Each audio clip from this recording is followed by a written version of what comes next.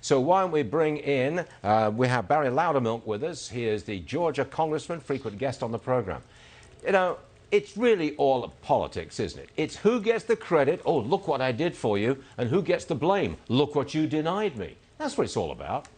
It's exactly what it's all about, Stuart. I mean, if you look at what Nancy Pelosi said just earlier this week, our number one priority is to defeat Donald Trump. It's imperative that we get a new president, is what she told C-SPAN. That is what her priority is. The last thing in the world that she wants is a Rose Garden signing ceremony just days before the election where Donald Trump is doing another stimulus package. That's why she hasn't been willing to negotiate over the past several weeks. When we were back in Washington in late September, she said, we will not recess until we have an agreement. 3 days later, we're recessed for the entire month of October.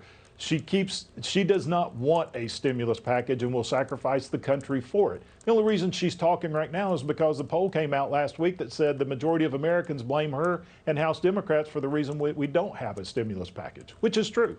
There's one thing to blame here. If we don't get a deal, if Speaker Pelosi doesn't come up with a deal, it's because there is no deal on bailing out badly run Democrat states. That's what it's all about. That is a must-have for the Democrats. It is. I mean, when you honestly negotiate, you pick out those things you agree upon and say, let's move with those.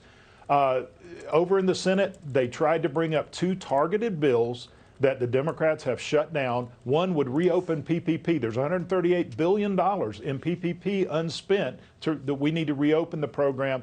We need to rework the program slightly to make it where some businesses that need it the most can get a second line of loans. That bill was held up in the Senate. There's another CARES 2 Act that gives some liability protection. It's more money for fighting COVID. The Democrats won't let that through.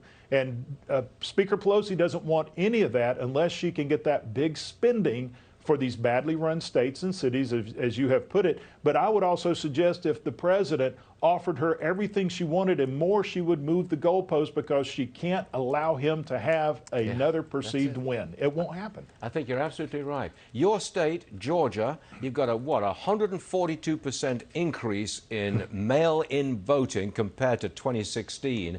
But in your state, Joe Biden leads President Trump by, I think, about 1%, something like that. Any indication from the early voting as to which way Georgia goes on November 3rd?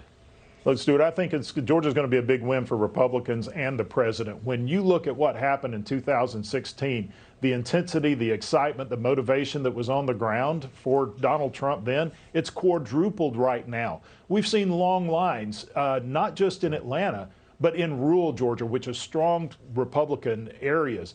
So it is a huge turnout. I think a lot of the turnout is for the president. When he came here Friday with just a couple of days' notice, thousands of people showed up. We've had Donald Trump Jr. and Ivanka here in the metro Atlanta area. Huge crowds coming out. There's a lot of motivation. There's a lot of activity. Of course, there's going to be a lot of Democrats coming out. But I just think the intensity of this election is so far beyond what it was in 2016. There. Oh, yeah. You're absolutely right there, Congressman. I'm sorry I got to run, but thanks for joining us, Barry. We'll see you again real soon. Right. Thank you, Thank sir. you, Stuart.